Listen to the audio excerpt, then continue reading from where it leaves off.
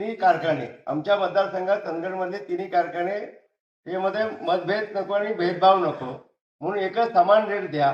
शेतकरी बांधवांना आपल्याला एकाच समानता दिल्यामुळे त्यांची मानसिकता कुठल्याही कारखान्यासाठी बाबा उपलब्ध असेल ते ऊस करू शकतील. आणि तिन्ही कारखान्याच्या मालकांना मी विनंती केली आणि फरक जिल्ह्यातल्या कारखान्याचा जो फरक होता बेदरी कारखाना असेल किंवा भोगावती असेल आणि तिथं आणि कुठे सेनापती सेनापती कारखान्यातला हा फरक अतिशय फरक आहे. आणि आपला ग्रामीण भाग डोंगराळ भाग आणि मी डोंगराळ भाग आहे त्यामुळे 120 किलोमीटरचा जो अंतर आहे त्यामध्ये वेगळे खर्चिक होता.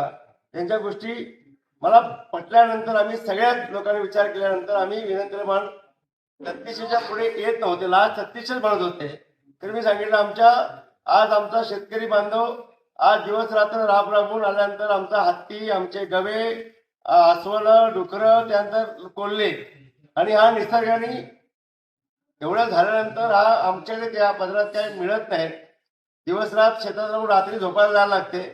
दिवसा पण शेती कर रात्री पण झोपायला जायला लागते. आणि त्या दृष्टिकोनातून आम्हाला हा जो मोबदला आहे तो आम्हाला शेतकऱ्या कुणाला समाधानक नाही.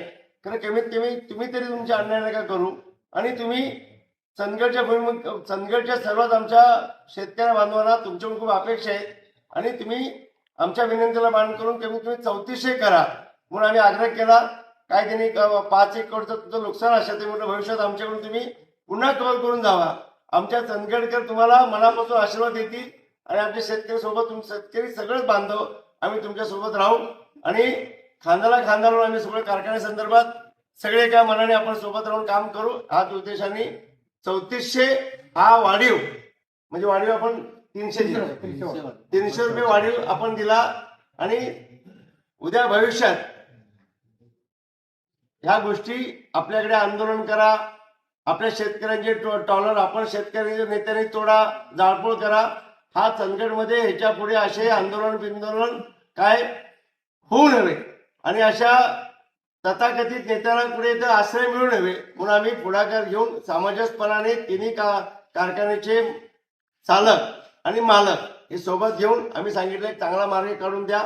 आमच्या विनंतीला मान देऊन मानसिंह खोडे साहेबांनी पुढाकार घेतला.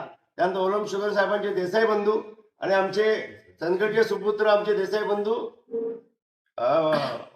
शुगर फॅक्टरी एगोकेन हे तिन्ही मालकांनी एका शब्दामध्ये 3400 करोड रुपये कबूल केलेत. आणि मनापासून तुमचं चंदगडचे सर्वच बांधव शेतकरी बांधव तुमचं मनापासून तुम्हाला खूप खूप धन्यवाद देतो. त्यांच्यातर्फे मी तुम्हाला धन्यवाद देतो आणि शुभेच्छा देतो.